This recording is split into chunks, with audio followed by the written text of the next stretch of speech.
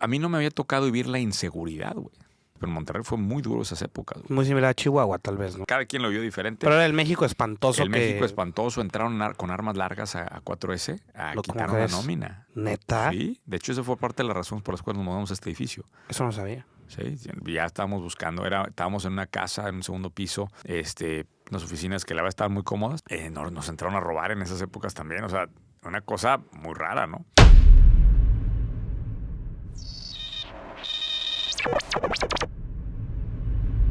¡Emprendedores! ¡Ay! Estamos de vuelta en ¿Dónde está la oportunidad? Episodio 200 y... ¿Cuántos, Bon?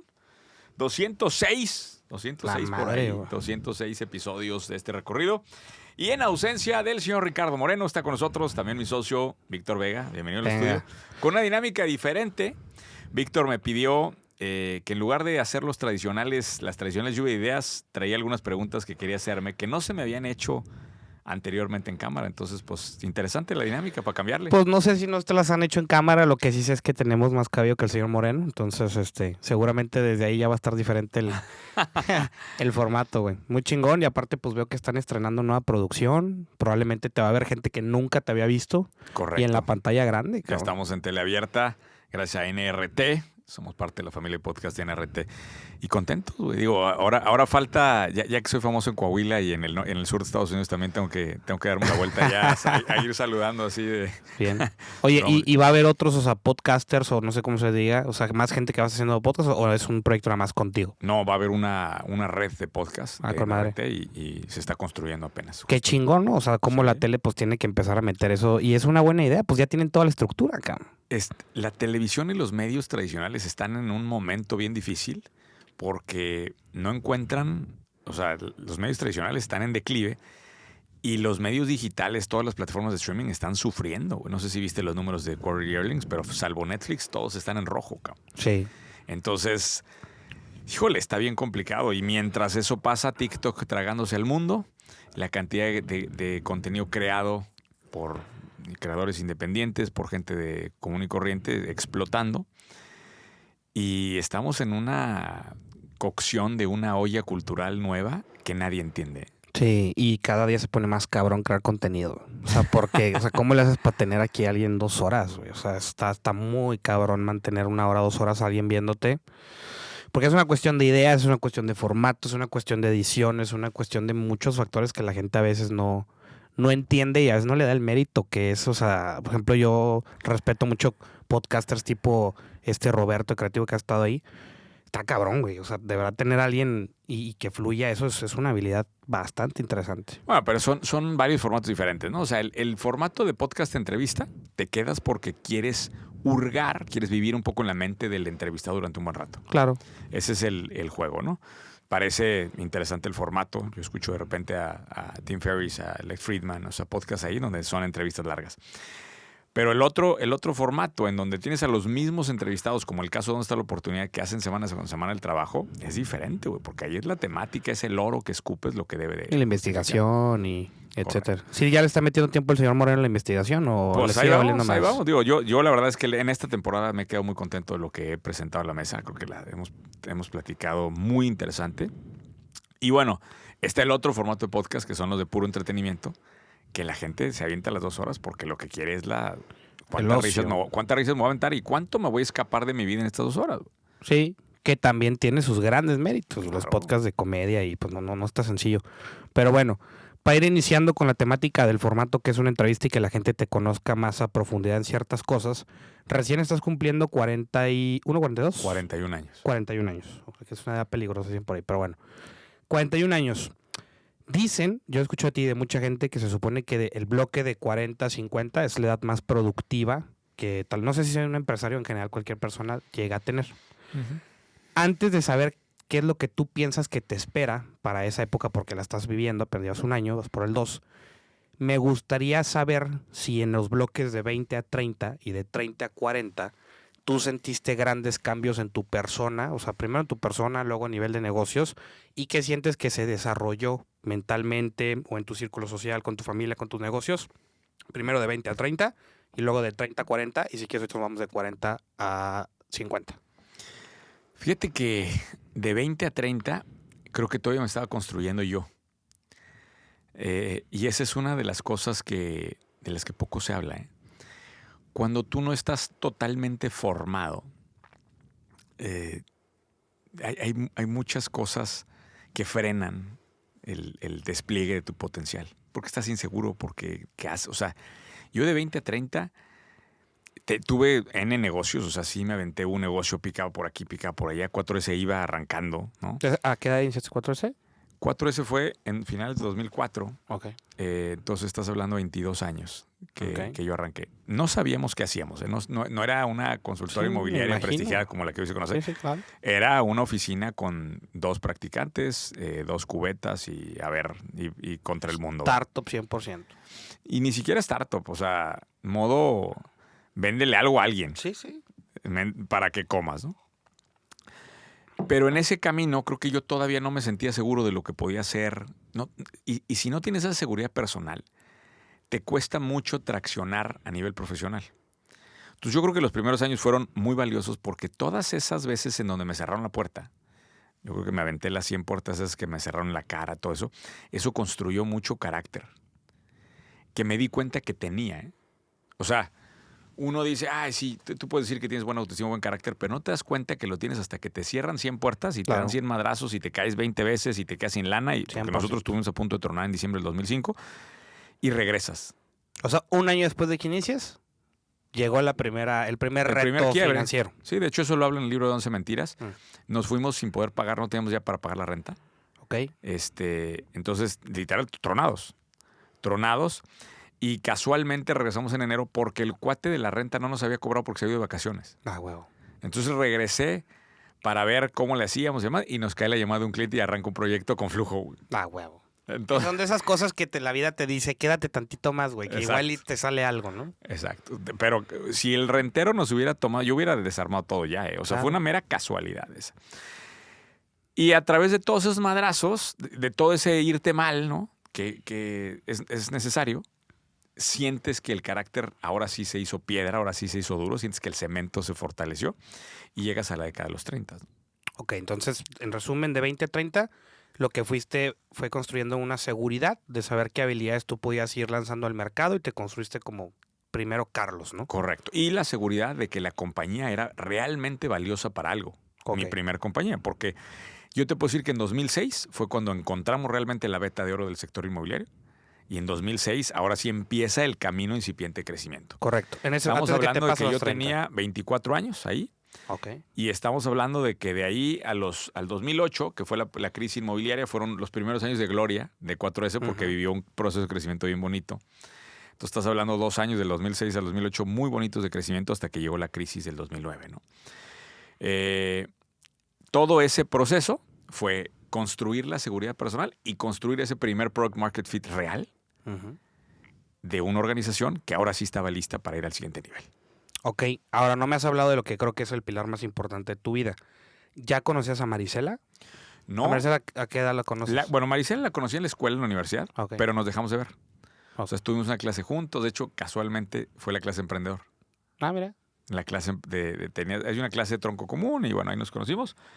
Y luego nos dejamos de ver mucho tiempo. Ella se fue a una maestría a Alemania, se fue a hacer otras cosas y justamente regresa en 2009. O sea, ya al final de los 2000, cuando el mundo estaba en crisis, ella se gradúa y regresa y dice, oye, el mundo está en crisis, ¿qué hago? ¿No? O sea, ¿cómo me acomodo y demás? Y de ahí empezamos otra vez a platicar y empieza a construirse una relación, ¿no? Y yo creo que ahí es donde viene para mí, o sea, para mí la década de los 30 yo diría que empieza en el 2010. Ok. ¿No? Porque se adelanta un poquito a los 28, vamos a decir. Ok. Y ahí es en donde empieza esa siguiente faceta, que es la de ahora sí, ya con esa seguridad, ahora sí construir, ¿no? Growth. Me caso, ¿no? Me caso, de hecho, en el 2011. Y empiezo ahora sí a tomar 4S mucho más en serio y con la seguridad de que las cosas en mi casa estaban fuertes, ¿no? Empiezo a tomar riesgos un poquito más grandes. Y en ese momento es que empezamos a primero crecer 4S y empezar a tomar riesgos de desarrollo inmobiliario. que en esa era empezaba otra vez, ¿no? 2011, ya viene otra vez el ciclo bueno. Nótense cómo hablo tanto de los ciclos, porque los ciclos son parte importante, tanto personales como económicos, ¿eh? O sea, hay un empate ahí que tienen que hacer. Empiezo a hacer los primeros proyectos inmobiliarios por nuestra cuenta del 2011 al 2014. Y en 2014 se viene la segunda quiebra grande de mi vida, que fue la quiebra del proyecto inmobiliario Veracruz. Sí, sí. ¿No? Entonces, pues es un recorrido, esos años también muy, muy positivos, ¿va? Porque pues tengo a mi primer hijo, viajamos mucho, o sea, teníamos, la verdad es que muy buenos números en 4S, todo iba viento en popa. Y viene yo creo que un año que es determinante en mi vida, porque fallece mi hija en 2014. ¿Fue tu primera hija? Mi primera hija mujer, mi segunda hija después de Helio. O sea, Helio es el más grande. Él es el mayor, 2012, en 2014 se da, y se da un momento de quiebre para mí brutal. Wow. ¿No? Económicamente en los suelos, con la presión y el estrés hasta a reventar. Y bueno, emocionalmente y en familia también de la chingada, porque pues enfrentando la pérdida de un bebé que no sabes ni cómo digerirlo. Sí, claro. Y ahí tomo yo una solución de escape que no necesariamente sé si fue la mejor, pero a raíz de que teníamos problemas de flujo, yo empiezo a viajar muy fuerte por Latinoamérica, y simple y sencillamente porque los flujos de lo que era fuera de México no estaba vinculado al crédito hipotecario. O sea, una decisión otra vez de esas cosas del destino, que teníamos todo pues estábamos todos como aval y personal y la empresa del proyecto inmobiliario. Del proyecto inmobiliario que estaba tronado. Pero casualmente lo que estaba fuera de México no lo tenía el banco en su control. Oye, qué cagado. ¿Cuántos proyectos había conceptualizado 4S antes de ese proyecto de Veracruz propio? No, yo creo que, o sea, cientos. Cientos, ¿no? Sí. Qué cagado que de todas las variables de los cientos que analizaron, esa nunca había salido en un proyecto y fue la que te toca iniciando. Bueno, no iniciando porque era el tercer proyecto. El tercer desarrollo. Era el tercer desarrollo. Okay. Y un cuarto ahí que teníamos en el camino que después de eso lo tuvimos que apagar porque, o sea, haz cuenta que estaban haciendo 3 y 4 al mismo tiempo y tuvimos que apagarlo, el cuarto, pero a mí no me había tocado vivir la inseguridad, güey. Claro.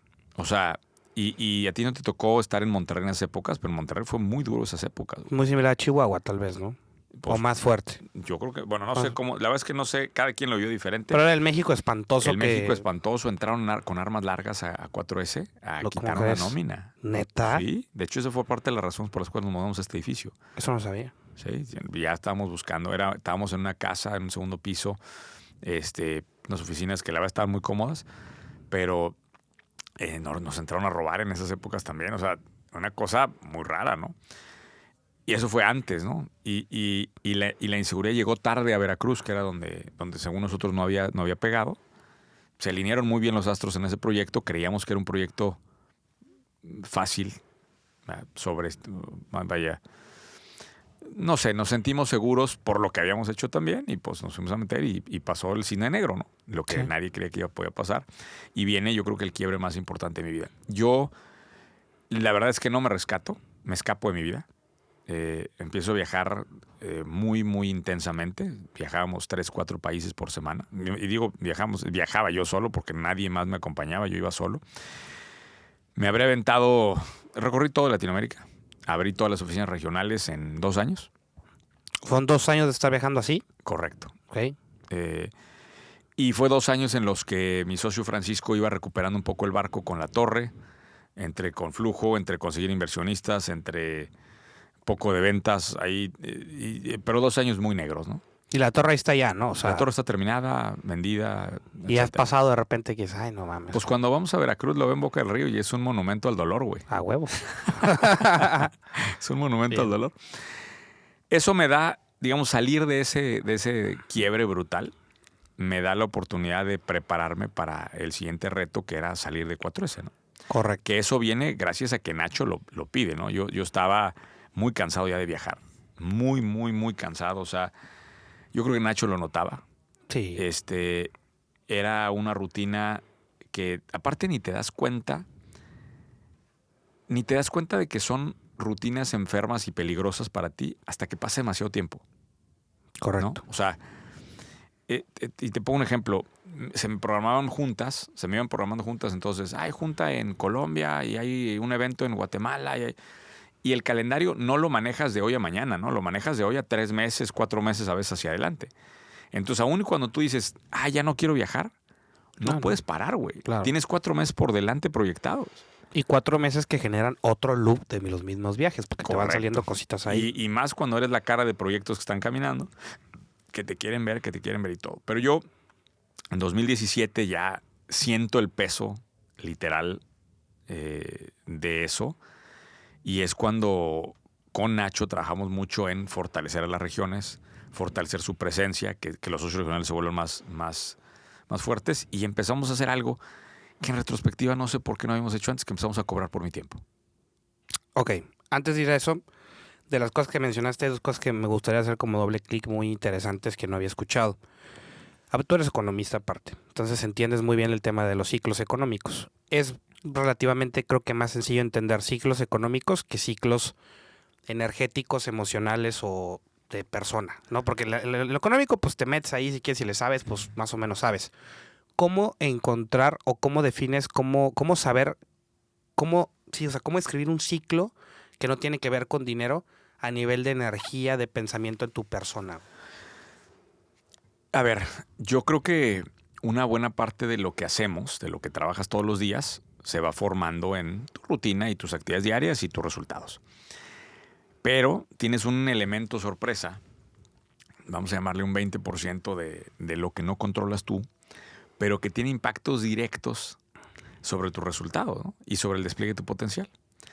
Cuando empiezas a ver que esas cosas de casualidades empiezan a darse, naturalmente ves que traes un empujón que no lo estás haciendo tú. ¿Sí? Ahora, el error es pensar que uno siempre va a traer esa racha. Sí. Ese es el error.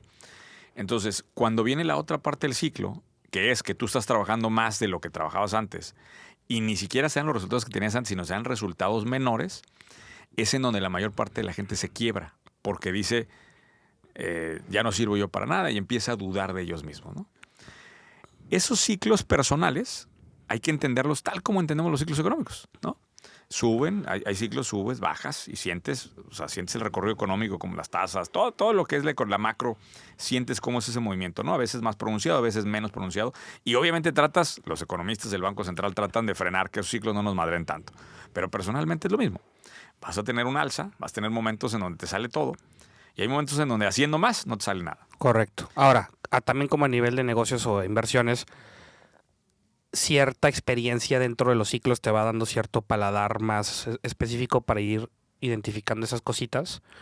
A ese nivel de lo que estamos hablando personal, ¿cómo le has hecho tú como para decir, yo he encontrado estos 3 o 4 hacks o cosas, disciplina, lo que sea, que aunque estoy ahí abajo, yo sigo impulsando porque sé que esas cosas me generan multiplicador en resultados y sé que es algo más rápido ese valle, ¿no? De hecho son, si te pones a ver, son 3 curvas las que van todo el tiempo bailando, ¿no? Exacto. La curva de la macroeconomía, la curva tuya personal, que inclusive podrían ser 2, tu curva personal y tu curva profesional. Uh-huh. Y luego tienes la curva de tu portafolio, de tus inversiones. Correcto. ¿Sí? Podríamos dibujar esas 4 curvas en una línea de vida y ver cómo se van comportando. Mi problema fue que hasta antes del quiebre de Veracruz había sido all-in en los proyectos míos. Okay. Me había preocupado poco, había tenido algunas inversiones, pero poco relevantes. Había tenido algunos terrenos y algunas cosas, pero no me había preocupado por tener la seguridad del portafolio de inversiones. Porque te sientes Juan Camaney y dices, ching su madre, bueno, mejor toda la lana la meto a los proyectos míos, pues esto me va a dar una cantidad infernal de lana. Güey. Claro. O sea, yo le metía el dinero a estos proyectos que lanzábamos y me daba un multiplicador 20x, ¿no? El dinero que metíamos ahí. Claro, qué chingados yo volteaba a ver y decía, no, meterlo aquí a cualquier otra inversión. Decía, ¿cómo, güey? Pero es ese ego, güey, y es esa juventud, rebeldía, como quieras llamar, que te crees que todo te va a salir.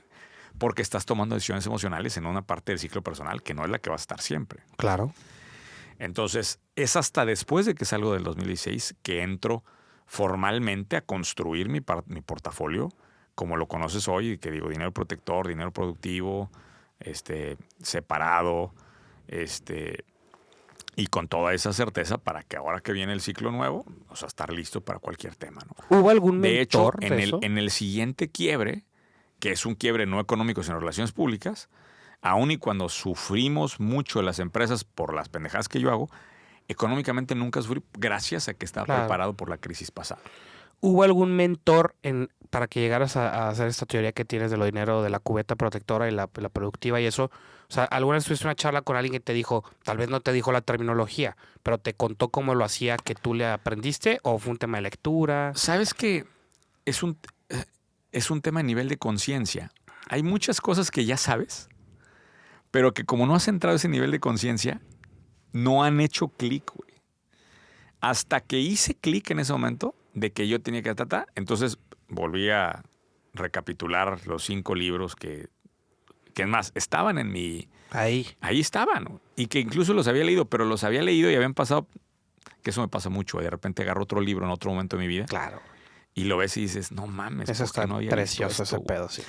Y es The Psychology of Money de Morgan Housel, The Intelligent Investor de Benjamin Graham. O sea, son libros que de ahí nace el Código de la Mente Millonaria, que es el texto mío, ¿no? Eso se gesta durante esos años, 2016, 2017, 2018, ¿no? Se va ¿Que gestando. tenías cuántos años? Pues vamos a ponerle 2017. Estás hablando de 30 y 2017, 82, 92, 2002, pues sí, 35. Ok. Ya había nacido tu primer... ¿A qué edad nace tu primer hijo? A 30. 30, ok. ¿Qué sentiste o qué te pasó por la mente la primera vez que lo viste? ¿Algo cambió de cómo tú tenías pensado, conceptualizado el mundo, tus objetivos de largo plazo? La fuente de motivación cambia. La fuente de motivación se vuelve mucho más pura, güey. O sea, cuando no tienes hijos, ¿qué es tu fuente de motivación? Déjame comprar el siguiente carro, me voy al siguiente viaje, güey. Sí, es muy propio, ¿no? Es muy nacida del ego, ¿no? Y cuando Claro. tienes un hijo, güey, y lo ves y dices, este cabrón merece todo. ¿Por qué? Porque es mi hijo, güey. O mis 2 hijos, ¿no? Y la motivación se vuelve mucho más pura, güey. O sea, ahorita te pongo un ejemplo. Hoy estoy trabajando en llevarlos a los 5 continentes antes de los 18 años. Ok, qué chingón proyecto, güey. Y contrato un fotógrafo profesional. ¿Cuándo vas? Y mi regalo de los 18 años no va a ser va a ser, a ver, aquí hay 5 postales, cabrón, de lo que vivimos juntos, ¿no? Entonces, ahorita, por ejemplo, en Año Nuevo vamos a Dubái y están emocionadísimos con ese tema. No mames, claro. Pero ¿Cuántos llevan? Pues llevamos Asia, Okay. obviamente Europa Okay. y América, ¿no? Pues que es madre. el más fácil, ¿no? Me faltan todavía algunos lugares, pero va a estar muy chingón eso. Y creo que eso pasa cuando eres papá. Cuando eres papá, la motivación ya no tiene que ver contigo. Entonces, eso hace que, dado que tienes una motivación más pura, sea más fácil llegar a un siguiente nivel de conciencia. Y te permites otra vez otra escala de riesgos. ¿Sí? Creo que digamos que ahí es en donde llego yo a los 40, ¿verdad? Después de haberme quebrado en esa segunda vez, me reconstruyo. Vienen años muy buenos, que fue cuando Nacho toma toma 4S. El instituto crece de una forma aceleradísima. Y Tierra empieza a colocar muy rápido sus primeros fondos. Y otra vez, fíjate el ciclo personal. Todo me empieza a salir, güey. Todo empieza a romper. Todo me empieza a salir del 2018 al 2021. Todo me sale. ¿Correcto? Literal, todo me salía. Que es hasta los 39 años. Económicamente fue un periodo de gloria, un periodo muy fuerte económico. 4S sólido. Haciendo lo que seguía creciendo, ¿no? Haciendo adquisiciones, compró 4S2 empresas, cosa que nunca había pasado. Te fuiste al shopping fresa. Caray, todo, güey. O sea, los fondos fuertes, o sea, todo miel sobre hojuelas, ¿no? Y luego, otra vez el cisne negro en 2021, que de nuevo, o sea, yo ya venía protegido. Yo según yo, traía protección en todos lados, pero traía protección de lo que había vivido, que es lo más bonito de la vida, ¿no? Pero en 2021 el cisne, ciego. ¿cuál fue? O sea, ¿estás hablando de pandemia? No, ¿Estás hablando del tema digital? Pandemia nos fue extraordinario. Ajá. 2021 te estoy hablando de las crisis de relaciones públicas que tuvimos. Ok, correcto, ok. Sí, y no digo una, pues fueron 3. Sí. Fue el año donde el mundo me agarró de piñata. Correcto.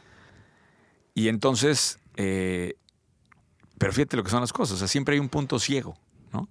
Yo ya tenía mi protección financiera, yo decía, aquí no me pueden tumbar, güey, de donde estoy. O sea, tengo estos activos, tengo esto, tengo mis sistemas, mis portafolios, tengo mi equipo de trabajo, tengo muy, muy fuerte. Y llega otra crisis que nunca en la vida la pensé, güey. En donde me pega un tema de relaciones públicas, o sea, que la prensa sacando publicaciones de que si el mesero, que si, o sea, puras cosas que, wow, o sea, no estaba preparado, güey. No, claro que no, güey. Yo creo que es más cabrón recuperarte de un tema de comunicación que de un tema de portafolio. Para mí personalmente. No sé a ti qué se te hizo más difícil. Creo que todos han sido retos diferentes. Para mí se me hizo mucho más difícil el económico. ¿El económico? Sí, porque cuando... Es que no hay que poner la proporción de lo económico, ¿verdad? O sea, el 100% de todos los ingresos que tenía en aquel momento alcanzaba apenas para cubrir los intereses de la deuda. De la deuda que teníamos encima. O sea, un putazo. Era una escala que para mí era, o sea, inimaginable, ¿no? Claro. Entonces, para mí ese fue más fuerte. Acá no entendía qué está pasando, güey. O sea, yo de repente veía notas en el periódico y esto, ¿qué está pasando, güey? O sea... Soy yo, güey. Sí, o sea... Sí, soy yo, porque eso la gente no lo entiende, güey. Y yo, y me acuerdo porque los analistas decían, no, tú sigues haciendo tu contenido. Y yo veía que la gente, a ver, no veía lo mismo en el contenido, ¿verdad? O sea, era el mismo contenido, yo seguía trabajando igual y la gente lo percibía diferente. Y entonces fue una crisis diferente y que abordé de formas diferentes. Y esa se combina con algo que he hablado poco, que es con la crisis de que mi equipo de trabajo empieza a haber un problema dentro de mi equipo de trabajo, en donde esa ruptura nos provoca faltas de ética dentro del equipo. Correcto. Que no he platicado y no he querido platicar porque nunca he terminado de entender quién fue o cómo fue, pero gente que veían muy cercana a mí termina en 2022, en verano de 2022, termina viendo un desfalco en una de mis empresas y no podemos identificar quién fue el origen del problema. Sí, o sea, identificamos el problema más no el culpable. Exactamente. Él o los múltiples, porque seguramente fueron múltiples actores. Bueno. Para mí ahí, pero fíjate, ahí en 2022, otra vez, esas cosas no las controlas tú, güey. Yo que iba a controlar que me iban a robar, güey. Claro. Internamente. O sea, jamás. Y empieza otra vez pero ahí es en donde sientes que ya estás llegando al valle y empiezas a reconstruir. Pero esas dos cosas que te pasan relativamente cercanas, pues yo viví las dos y con mucho temple, güey, las viviste. O sea, la parte de comunicación, pues ¿cuántas piezas de contenido no habías creado ya? O sea, antes de eso, miles seguramente, ¿no? O sea, un chingo. Ya habías agarrado un cierto callo de saber cómo se mueve el tema, pero yo creo que más desde un tema de tú generar la controversia a que de repente la controversia llegue.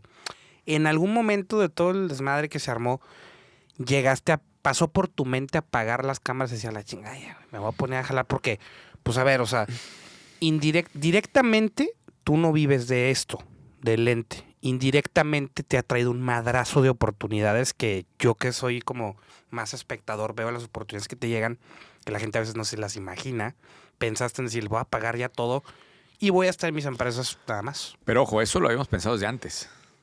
O sea, el tema de apagar las cámaras, yo lo vi desde antes de que se viniera ese problema. Siempre decía, no, en el 2025 y todo. Yo lo que tenía muy claro era que yo tenía que empujar lo suficiente el nivel de inversionistas que tiene Ahora y Tierra, o sea, en aquel momento que se conceptualizó como a la derecha, pero y tenían que tener suficiente fuerza, que fue exactamente lo mismo que hice con 4S. O sea, en 4S fui la imagen de la marca, y de repente, ¡pum!, desapareció. Claro, yo volví a aparecer en otro lado, ¿no? Pero adentro de los foros inmobiliarios, dentro de tal, dejé de tener el protagonismo para que la marca de 4S tuviera su fuerza. Correcto. Mi intención es que cuando iTierra tome ese vuelo, pueda yo hacer lo mismo. La pregunta más bien es si quisiera salir, destaparme ahora en otro lado. Esa es la pregunta importante. Sí, no, claro. Y la respuesta es que, quién sabe. Quién sabe, sí te puedo decir que aunque lo tomé con temple y lo tomé con mucha disciplina y todo, es más cansado, mucho más cansado. Claro. El producir el contenido cuando no reconoces la reacción de tu público. ¿Y sabes qué es lo más difícil de todo esto? Es que todos los días me llegan muy buenos comentarios, pero en físico, que es gente que no comenta en los videos, que no comenta cuando hay crítica. Claro. Que me parece eso, es como el acertijo más difícil de resolver de mi vida. A ver, ¿por qué si hay tanta gente que dice, Carlos, tú me has ayudado y todo esto? No lo comentan. Y entonces eso hace que sea más lento el proceso, ¿no?, de reconstrucción de esa marca. Sí. Que al fin, hoy te puedo decir que con los formatos nuevos, que hemos cambiado muchísimo los formatos, y también me han dicho mucho, Carlos, queremos que regreses a más agresividad. Lo estamos haciendo, lo estamos viendo el tono poco a poco, pero mucho más medido porque no hay necesidad tampoco de ese nivel de agresividad. Yo creo que las empresas están caminando a un buen nivel, creo que las cosas están en donde tienen que estar. Y hace sentido, ¿no? Ahora viene otra parte del ciclo, ¿no? ¿Sabes qué? Eso está bien interesante. También digo, a ver, yo llevo 5 meses creando contenido muy chiquito a la escala que tú haces, pero de repente te dan microexperimentación de ese tipo de cosas que tú hablas, ¿no? Y sí, es muy raro cómo la gente, o sea, físicamente, porque pues a mí me toca también que llegan y cabrón, no mames, o sea, pues esto que hablaste lo apliqué y wow, me cambió muy cabrón. Mi teoría es que el tipo de contenido que haces y que hace mucha gente del medio, como va muy enfocado en el tema de la viralización, que es tocar emociones y hacer que te suceda algo ahí en los cables, creo que la gente que no está preparada para recibir ese tipo de contenido tiende a ser muy reactivo. Y lo primero que reacciona es en la pantalla y va y escupe lo que esté pensando. Y creo que la gente que ya llega a un nivel de conciencia donde consume por educación y no por ocio, se lo queda, lo aprende y lo aplica, pero esa no es la raza que comenta, güey.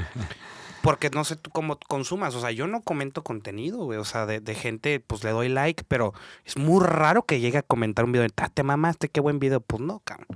Pero pues cuando deberías de empezar a hacerlo, cabrón, ¿eh? Sí te comento. Cuando sacas así, piezas así, outliers, las comento. O sea, ahí digo, a huevo, güey. ¿No? Pero hay que crear esa cultura en el mundo, que eso es lo que no va a pasar rápido. Y también yo creo que a eso que dices, yo le abonaría que la nueva generación Z es mucho más bipolar, ¿no? Sí. Entonces, el nivel de angustia, ansiedad, estrés que reflejan las redes es mucho más alto de lo que yo veía, no sé si en la era de Facebook, en la era de estas cosas, que era diferente, ¿no? Ahora, lo que quieren es entrar y los latigazos, güey. Sí, les gusta la sangre, cabrón. Quieren eso. Entonces, oye, ¿tú sentiste cuando empezaste a crear contenido? Porque para el fin que tú, o el objetivo que creaste contenido cuando iniciaste, tengo entendido que era para conseguir inversionistas. Y sobre la marcha te salen proyectos que se vuelven grandes proyectos, ¿no? Yo creo que yo estoy involucrado en esa curva que de repente salió. Pero es una habilidad que como dueño o director general tú no tenías dominada. Y yo sentí cuando empecé a hacer videos como que se nace otra división empresarial, ¿no? O sea, como que se crea un proyecto nuevo, que es una empresa nueva que no es lo mismo que tú habías estado haciendo. Ok.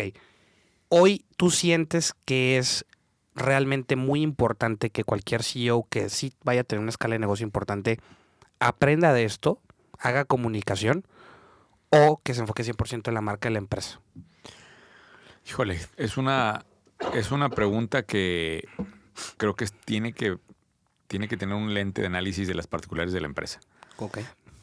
Yo creo que si la empresa tiene la capacidad de moverse con su propia marca y tiene los economics para crecer correctamente con su propia marca, yo no le vería la necesidad al dueño de que se involucrara. No lo vería. ¿Eso lo piensas ahorita o siempre lo has pensado? Pensé. Okay. Siempre lo pensé. Y lo dije desde el origen. Decía, la razón por la cual yo hago es porque no tenemos dinero, güey. Si yo hubiera levantado una cantidad grosera de capital como para que la marca de iTierra lo hiciera solo. Porque te voy a decir algo, y también te lo digo acá, cuando hacemos pauta de iTierra y no aparezco, yo no figuro yo en las sesiones de Zoom, la tasa de cierre se vuelve irrisoria, o sea, todavía no figura hoy. Entonces, lo hago yo porque es la manera de que mi empresa sobreviva. Sí. Hoy. Sí, pero no es lo ideal, güey. No, o sea, no, si claro. tienes los economics, el modelo de negocio, el producto para que sobreviva sin una marca personal del dueño, hazlo, por favor. Pero lo que pasa es que eso se dice más fácil de lo que es, ¿no? Yo que estoy en los putazos veo, a ver, cabrón, o sea, si no estoy yo en las sesiones vendiendo, no sean las mismas tasas de cierre, cabrón. Y esos son números, son fríos. Entonces, ¿me caga? Pues sí, un poco. Pero yo creo que va a llegar un punto en donde la empresa madure, tenga una cierta escala y se fortalezca eso y entonces ya pueda dejarlo de hacer. Ok, entonces ya llegamos a los 41 años, por así decirlo. Oye, hablando de ese tema del marketing, nosotros, o sea, digo, somos 4 socios y ustedes tienen otros proyectos por allá y siempre hemos sido como que muy críticos objetivamente de los proyectos individuales, como de cada persona que, oye, güey, este pedo.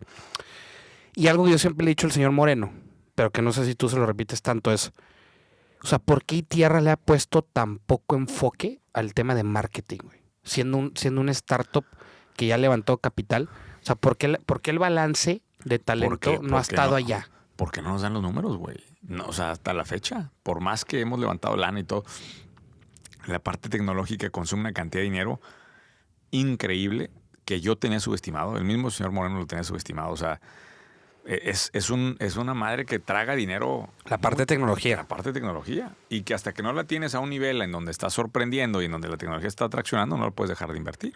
Correcto. Ahora, el problema fue que maduramos nosotros tarde y para el momento donde estábamos levantando capital ya estábamos en la época fea del ciclo. Sí. Si hubiéramos levantado el capital en 19, en 18, nos tardamos. Entonces, pues bueno, eso es parte de las cosas. Vas a ver en el siguiente ciclo, la ronda que levante iTierra más adelante va a ser mucho más fuerte. ¿Que serían ya una ronda? ¿Qué rondarían? Pues seríamos a la Serie A. O sea, ya habría que levantar que para que sea una ronda Serie A, pues por lo menos, ¿qué te gusta? Pues 150 millones o 200 millones de pesos. ¿De evaluación, dices? No, de levantamiento de capital, probablemente. Yo creo que debemos estar llegando a una evaluación, si todo sale bien, una serie con unos, no sé, a lo mejor 100, 20, o sea, 50, entre 50 y 100 millones de dólares debemos de estar aspirando a llegar. ¿De evaluación? De evaluación. Ok, correcto. Ahora, y ahí sí cambia el juego. Sí, pues sí. Ahí sí cambia el juego. Sí, porque pues, o sea, si andas ya entras al terreno. 100 millones, levantarías como 300 millones de pesos más o menos. Pues ponle que levantas el 10. Ajá. Son 10 millones de dólares. Estás hablando de unos 200 millones de pesos y ya es otra historia. Y ahí piensas tú meterte a estructurar un equipo de marketing dentro de la empresa y decir, por supuesto, un director comercial. O sea, urgen un VP comercial, urgen un montón de posiciones, ¿no? Todo eso cuando llegue el momento. Correcto. Ahora, voy a hacer una analogía. Al inicio, cuando tú empezaste a construir tu portafolio de inversión, mencionaste que te ibas súper agresivo porque pues todo el nivel de conciencia no era. No, más bien estaba solamente metido en mis proyectos. Ajá. O sea, la agresividad esta que te hablo, la agresividad equivocada, fue haber metido todas las canicas solamente a mis proyectos. Ok. Entonces, cuando se vino abajo todo por lo de Veracruz, se me vino abajo todo el portafolio. Ok. Sí. En la siguiente ola, ahora sí apareció la diversificación por montañas del capital, apareció todo eso. Y entonces es que empezó esta conciencia, ¿no? Ok. Hoy te puedo decir que estoy invertido en las 4 montañas del capital, que tenemos algo de dinero en bolsa, algo de dinero en cripto, algo de dinero en negocios privados, o sea, como lo platico yo en el modelo de Master Investor. ¿De 40 a 50 vas all-in? Eso es lo que, y con esto creo que es buen tema para cerrar. Cuando cumplí 40, estaba mi socio Juan Claudio, que le mando saludos ahí, con otro amigo que ellos tienen 10 años más que nosotros, ¿no? Ellos tienen 53, me parece. Está bien conservado ese güey. Sí. Entonces, yo le dije, oye, pues tú ya llegaste a los 50, ¿no? O sea, como que ya cruzaste el línea y me dice, le digo, ¿qué consejo me das? Y me dijo, mira, de los 40 a los 50, güey, ya lo único que te crecen son los huevos. Mira. Entonces, date el permiso de tomar más riesgos. Date el permiso de ir a cosas más grandes. Piérdele el miedo, cabrón. Ya estás, como que ya eres adultito, cabrón. Uh-huh. Me llegaron mucho esas palabras, cabrón. Y empezamos a tomar riesgos más grandes. empezamos a tomar proyectos más grandes en mi tierra. Ahora viene el lanzamiento de Verde Morada, otro proyecto más grande. O sea, regreso. Desarrollo, ¿no? Aquí. Regreso a enfrentar el miedo, cabrón. Porque regreso a donde me partí la madre. Sí, claro. Y de hecho, eso es como un to-do list, ¿no? Que hay que hacer. 100%. Entonces, ahí viene. Entonces, vienen más riesgos. Y creo que me siento muy bien, cabrón, con esa. Creo que esa es la década de los 40 a los 50. Y creo que de los 50 a los 60 debe ser solamente consolidación, güey. Ok. ¿Qué me refiero con consolidación? Escoger las piezas con las que quieres tener de largo plazo, escoger mucho mejor tu portafolio, trabajar muy bien tu portafolio y que las piezas empiecen a jugar mucho más solas sin ti. Qué rico, güey, llegar a eso. Entonces, ¿qué consejo me darías a mí? Entonces, 8 años me quedan o 9 años me quedan para armar todo, güey. Que sí, no es nada de tiempo. Sí, ¿no? Pues vas por tu segundo año. Yo creo que la vas a romper, güey. Yo creo que la vas porque pues ya traes un paladar mucho más fino. ¿Qué consejo me darías a mí? Yo estoy por cumplir 28 en un mes. Me quedan 2 años para llegar a los 30. ¿Qué cosas, conociéndome, dirías, Víctor, yo estas 3 cosas, güey, las empezaría a explorar estos 2 años? La primera cosa que te diría es, hay momentos en donde tienes que dejar negocios buenos. Hay que matar negocios buenos por ir a negocios mejores. ¿Sí? Esa es la primera. Y eso tiene mucho fondo. Yo creo que me tardé mucho en matar algunas cosas que eran buenas. Pero a ver, güey, no porque sean buenas quiere decir que son las mejores, ¿no? Claro. Entonces ahí hay un tema importante. Es lo primero que te diría. Lo segundo que te diría es que cuando tomas decisiones por tu pasión o tus gustos personales, siéntete cómodo con esas decisiones y no dudes de esas. Entonces, por ejemplo, si tú dices, yo quiero ser músico, ¿sí? Yo tengo un amigo que así te dice, soy músico. Oye, ¿y sí sabías que la carrera de músico económicamente no te lleva a nada? ¿No? Lo que le respondería a alguien. Si el músico agarra y dice, no estoy dando nada y todos los días empieza a latigar, soy pobre y la chingada, va a vivir infeliz. Pero si el músico agarra y dice, cabrón, yo soy músico, me dedico a eso y eso es lo que quiero, disfrutas ese recorrido aunque venga con 0 paga, ¿no? Y la vida te va a empezar a poner, cuando ya estás en el mundo de los negocios, esta serie de Y's. Uh-huh. ¿Quieres dinero o quieres tu pasión? Yo sigo sin encontrar esos caminos que te pintan en Hollywood en donde tu pasión y la facturación están en la misma carretera, güey. Híjole. Si lo encontraron, qué chingón y disfrútenlo y qué joya de vida. Pero muchas veces, Víctor, o sea, literal es un Y. Más dinero, tu pasión. Independientemente de la decisión que tomes, sea para un lado o para el otro, no dudes de qué hubiera pasado si hubieras tomado la otra. Claro. Vive feliz en la decisión que tomes. El riesgo principal que veo es que la gente se queda viendo las dos cosas y no hace ni una ni otra. Sí, espectador, güey.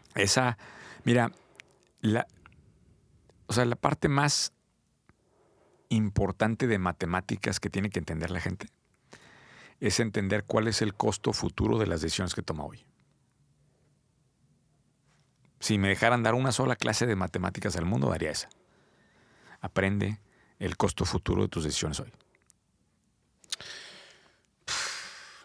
Sí, está cabrón. Yo creo que nomás te lo da la madurez, cabrón. Y te lo da práctica, porque en teoría, la verdad, en teoría está muy difícil como que aprenderlo. Te das cuenta de que la cagas y cuesta mucho, ¿no? Te va a dar cruda de esta conversación, güey, de que... Pero bueno, pues... Así fue. Qué bueno que te diste la vuelta, Víctor. Uh-huh. Platica nomás rápidamente antes de que despidamos el podcast, ¿qué está haciendo Acompaña ahorita? Porque hace rato que no estabas acá. Sí.